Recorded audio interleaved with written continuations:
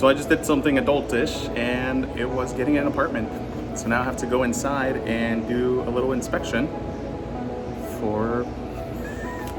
to check off this list to make sure that everything's according to what they told me it is.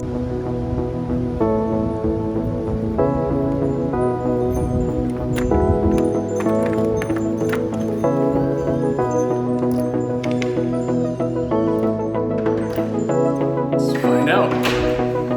So this is it. This is a 2-bed, 1-bath apartment.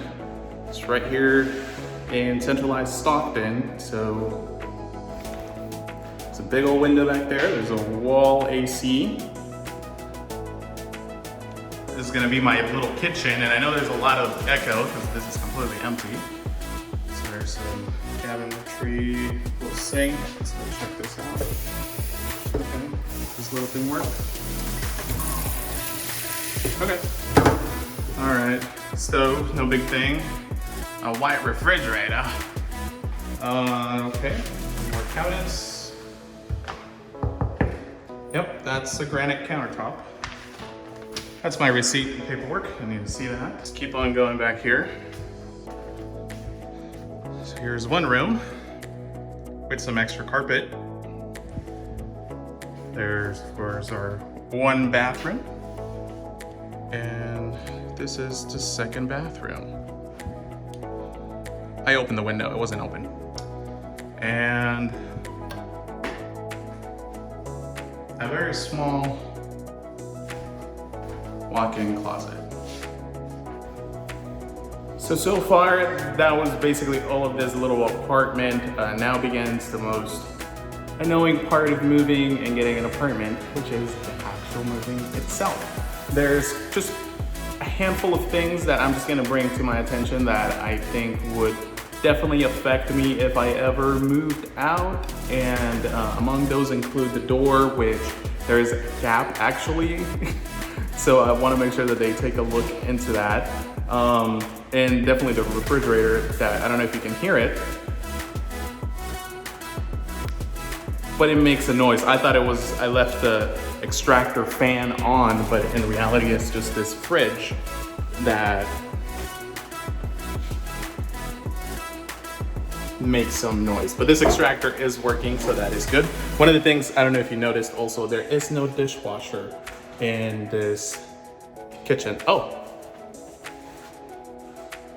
it's like it listened to me, it just got quiet. So yeah, there is no dishwasher here, which for me it's totally fine because I always end up washing my own dishes by hand anyway, so I'm not like, oh my god, there's no dishwasher. So I'm totally fine with that. But for now, it's time to actually do the move and recreate the art studio here. So it's been a couple days since the move, and oh boy, I can say that I'm finally glad to be done moving. It was a process, even though the move wasn't very far, just unpacking. It's amazing how many things can fit in small spaces, especially when those stuff had been there for a long period of time. But I'm glad I am here now. I'm glad that everything is where it's supposed to be. And I'm glad I have my plants still with me. Snakey got a different pot since then because he also grew a whole lot. So he's a big boy now, so he needed a different pot. But yeah, like I kind of kept everything more or less the same from the last studio. You may recognize a lot of this stuff because I didn't really throw away anything. I just kind of kept all my furniture. I just rearranged it a little bit differently. Not this though. My plants are always on the east side of the room because they get better lighting in the afternoons coming from the west. My window is still facing north, which is amazing for light. I don't get a very strong yellow light throughout the day. I just get a very consistent light. So I really like that for the plants and for when I make my art. I did rearrange my desk. In the past, it used to be on this side. So now it's over here. I did move a couple things here and there, but more or less everything is still the same. Still have all my plants on this side with me. So this guy grew up a lot. since he was over there at this other studio, so I'm really proud of him. Then the rubber tree is getting there, and this is like the most amazing baby, my Monstera deliciosa, and look at that right there. That's a new growth right there. So that's pretty cool. I really like that. And then I have my desk set up. Right now I'm currently editing a video as I record another video. So everything's kind of there. Oh, this is a print currently working on. Didn't do a video on this, but we'll see some pictures about that online. I did rearrange some of my paintings. This painting was at a different wall in the other studio. I just kind of wanted to keep it away from the light. Then I have Big King's painting on this side. Then I have all my books get rearranged. So now they're all over here on this side by this wall. Once again, I have my couch, then a little white canvas. I call it my white painting. And then I have some of my printmaking up in there, prints that I'm really proud of. And then of course, there's my little window and my other bookshelf that serves as another table for me. So deciding to move in the middle of a pandemic was not something I chose. This was something that was thrown at me. At that time, early in the summer, we were informed by our landlord that we would need to leave the apartment because they were going to renovate it. So we were put in a position where it was you either swim or you're gonna sink. So they gave us a deadline, say, hey, you need to be out by this day. And they gave us an offer. It's like you can either choose another apartment within the complex or you can move somewhere else. We decided to stay here just because it was going to be a whole lot easier just to make that move, specifically because at that time I had my nephews living with me, my 3 nephews, since their mom was battling COVID at the time. And it was really scary because right after I stopped working, and took my summer vacation, they arrived here and they stayed here until well into mid-August. And it was a scary time for them, for us. We didn't know what was happening. Their mom was infected. And as the weeks progressed, we started finding out of other family members and friends who started being affected. And there was even some old co-workers who were friends or family who I found out passed away. So it was a very scary summer, not a typical summer where you go to the lake and, you know, just kind of would have chilled out. I would have taken my sketchbooks out to the river, to the lake or something. This was not that kind of a year. When the move itself actually happened, my nephews were all here. In a way, I'm very grateful that they were also with me because it just made the move a whole lot easier. It was a lot of work for them, but they were troopers, all 3 of them, and we happened to get moved.